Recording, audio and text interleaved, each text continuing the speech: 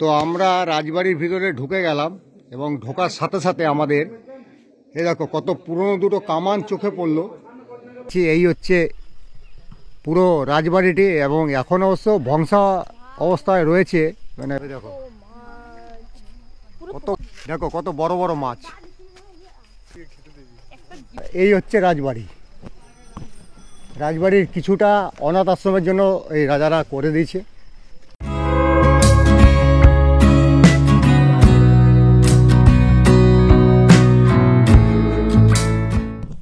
Hello বন্ধুরা, শুভ সকাল। আর একটি নতুন ব্লগে তোমাদের সবাইকে স্বাগত। আজকে আমি যেখানে রয়েছি সেটা তোমাদের আগের ব্লগে বলেছি, আমি রয়েছি উদ্ধারণপুরে, বর্ধমান জেলার উদ্ধারণপুরে। আর আমার পিছনে তোমরা এই মন্দিরটি দেখতে পারবে। এই মন্দিরটি যে রাজাদের, সেই রাজার বাড়িতে আজকে আমরা যাব। সেখানে গিয়ে তোমাদের সম্পূর্ণ রাজার বাড়িটা দেখানোর চেষ্টা করব।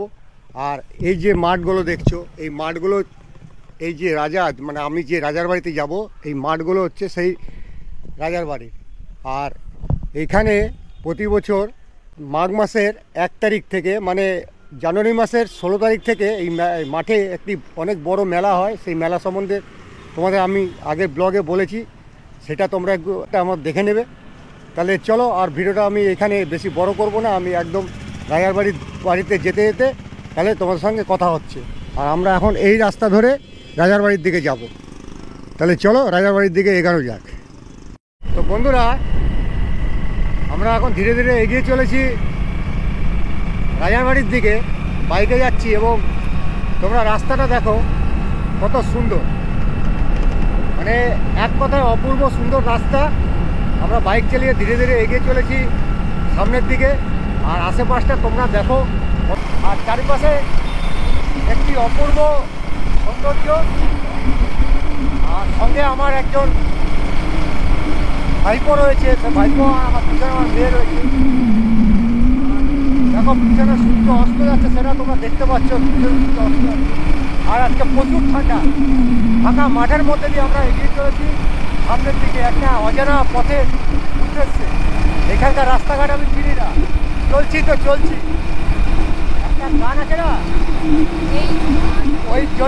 ওই পথ যদি না শেষ হয় তবে কেমন হতো তুমি বলো তো। তো সেই পথ ধরেই আমরা এগিয়ে চলেছি। তো বন্ধুরা, কত সুন্দর লাগছে চারিপাশটা, গ্রামগঞ্জের রাস্তা, কোনো একদম পরিষ্কার পরিচ্ছন্ন রাস্তা। সূর্যটা অস্ত যাচ্ছে, দেখো কত সুন্দর। এদিকে একটা খাল গেছে, আমরা এই খাল বরাবর রাস্তা ধরে এগিয়ে চলেছি সামনের দিকে।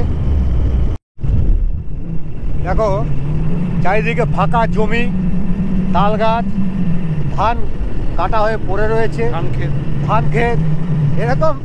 এরকম দৃশ্য তোমরা মানে গ্রামগঞ্জেই পাবে, এই গ্রামে আসলেই পাবে, অন্য কোনো জায়গায় পাবে না। একটি অপূর্ব সুন্দর সিনিক বিউটি চারিপাশটা, এক কথায় অপূর্ব অপূর্ব। দেখো এই হচ্ছে ছাপড়ি বাইকার, দেখো ছাপড়ি বাইকার দেখো। তো যাই হোক, আমরা সামনের দিকে যাচ্ছি, তোমরা সঙ্গে থেকো এবং ভিডিওটা পুরো দেখতে থাকো।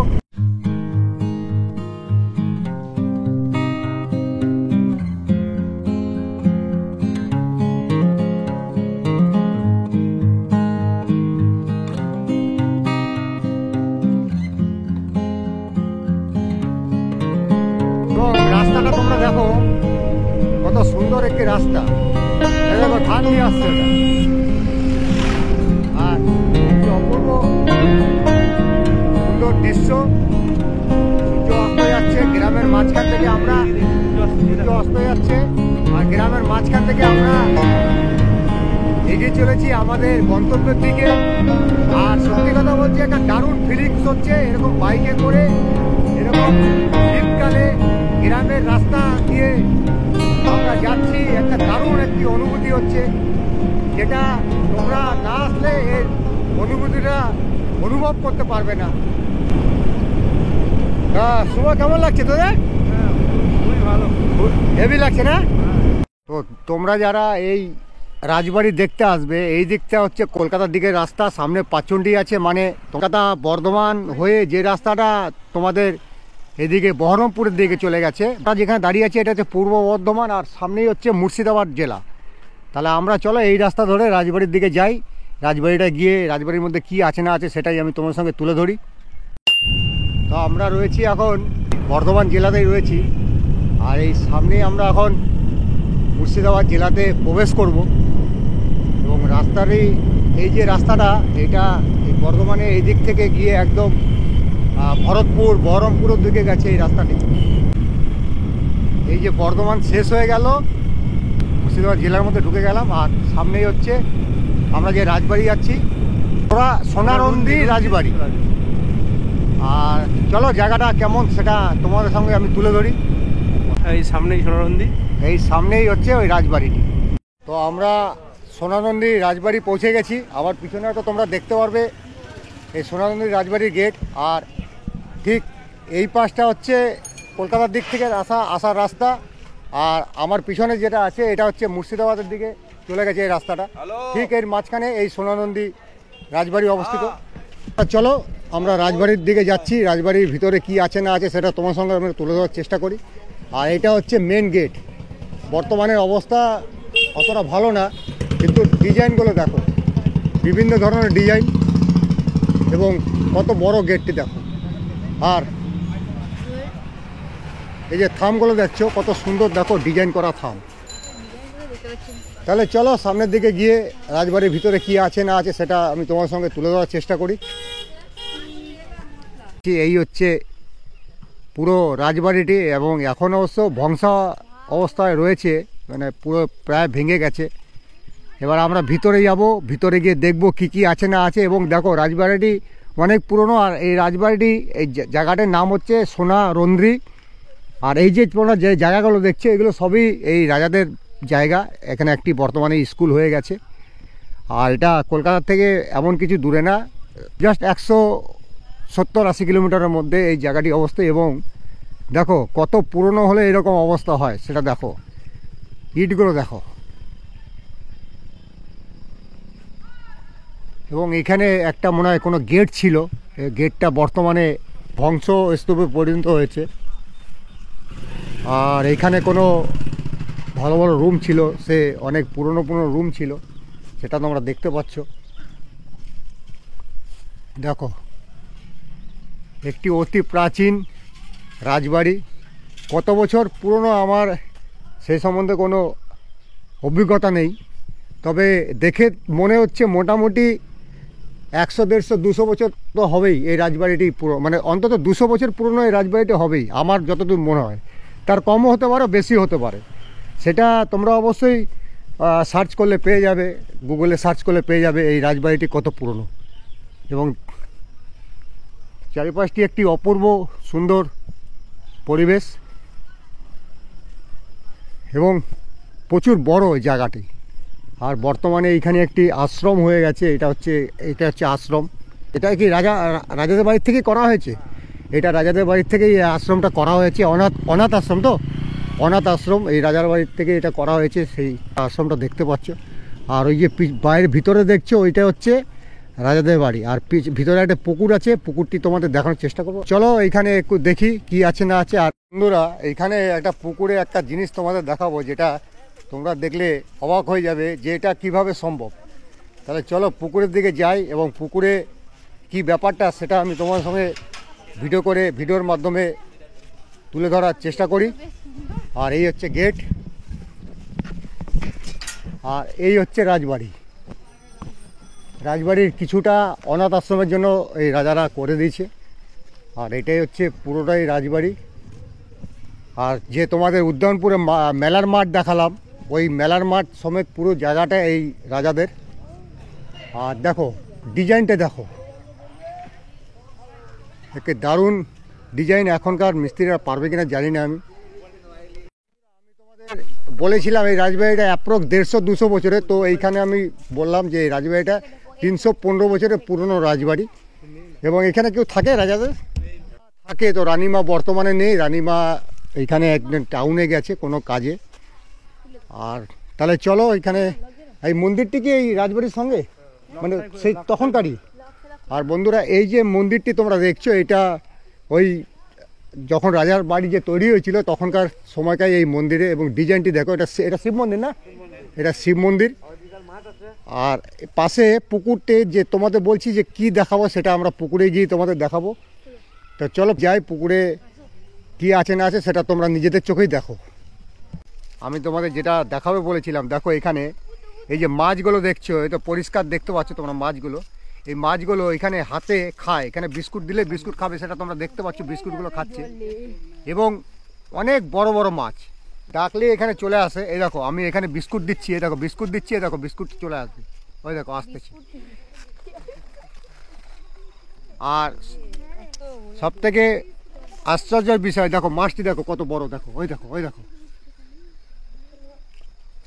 আর এখানে প্রচুর পরিমাণে মাছ আছে। আর এখানে আরেকটা জিনিস, এই যে জলে জলে কেউ পা দেয় না, এটা হচ্ছে এখানকার বৈশিষ্ট্য। আর এই জলে, এই পুকুরে যদি কোনো মাছ মারা যায়, তাহলে তাকে শোভাযাত্রা করে গঙ্গায় গিয়ে বিসর্জন দেওয়া হয়। এখানকার হচ্ছে এটাই বৈশিষ্ট্য। এবং এখানে এই পুকুরে অনেক বড় বড় মাছ আছে, এই দেখো এই একটি বড় মাছ আসছে, দেখো ওই দেখো, তোমরা দেখতে পাচ্ছ হয়তো, দেখো কত মাছ, দেখো সব মাছ খাচ্ছে, দেখো দেখো মাছগুলো দেখো।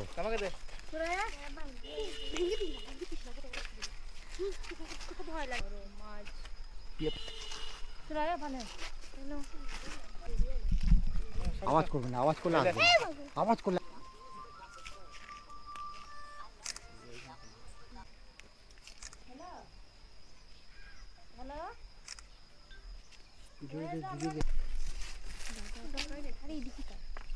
এই পুকুরে এরকম প্রচুর পরিমাণে মাছ আছে। আর পুকুরটি কত বড় দেখো। আর এখানে অনেক লোক এসছে, এখানে অনেক লোক এসছে এরকম এখানে খাবার দেওয়ার জন্য। আর পাশে কুকুরটি বসে আছে খাবার খাওয়ার জন্য। আর দেখো ওই যে মাছটি দেখো, বিস্কুট দিচ্ছে, দেখো কত বড় বড় মাছ।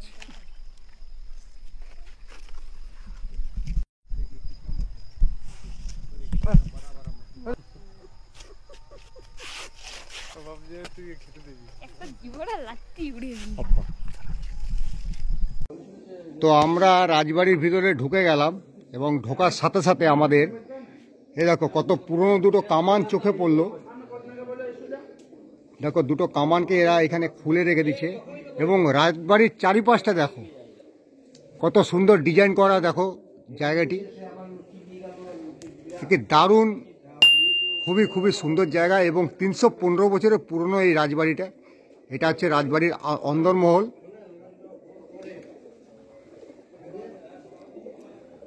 আর এইটা হচ্ছে একটা নাট মঞ্চ, এখানে সব অনুষ্ঠান হয়। আর দেখো কত পুরনো বলে এরকম ডিজাইনগুলো দেখো। আর এখানে একটি মন্দির রয়েছে।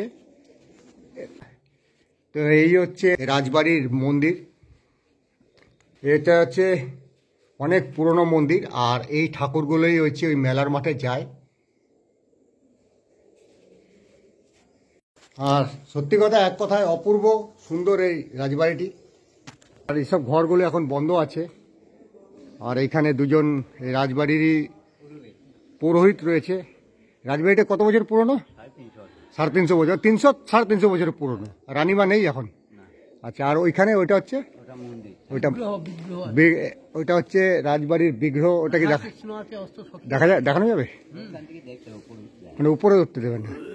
আর তোমরা যদি আসো অন্তত এইখানে, ওইটা হচ্ছে রাজবাড়ির বিগ্রহ, মানে কুল দেবতা যাকে বলে, কুল দেবতা, ওটা হচ্ছে রাজবাড়ির কুল দেবতা।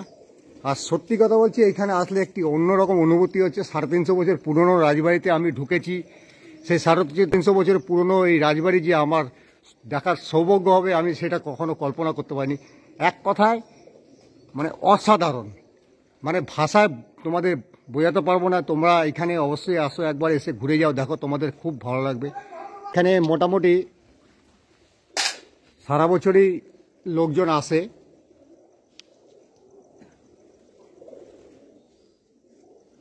আর একবার তোমাদের দেখিয়ে দিই, অন্ধকার হয়ে গেছে, তাও যতটা পারছি আমি তোমাদের দেখাচ্ছি চারিপাশটায়।